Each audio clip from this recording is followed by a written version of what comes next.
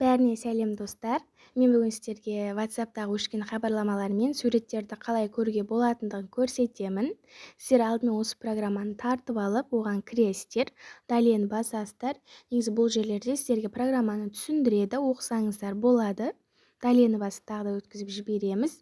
Начатты басамыз. Одан кейін настраивайтты басамыз. Одан кейін разрешитті басып қосамыз.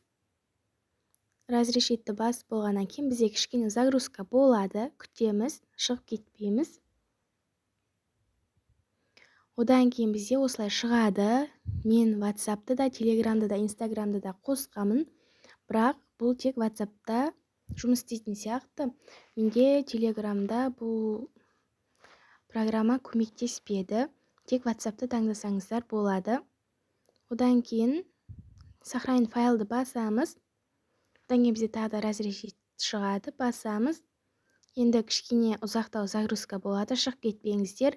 Видеоның соңында мен сіздерге бұл программаны тексеріп көрсететін боламын. Міне программаға кірдік. Бұл жерде Telegram мен Instagram бізге керек емес. WhatsApp-қа кіреміз. Бізге сағат 10-нан 34 кеткен кезде жазып, өшіріп тастапты. Қазір көретін боламыз. Міне сағат 10:34 кеткен кезде бізге сәлем қалайсың деп жазған екен. Осы программаны тартып алсаңыздар болады, өте оңай. Соңына дейін көрген болсаңыздар үлкен рахмет. Маған тіркеліп лайк басып кетіңіздер.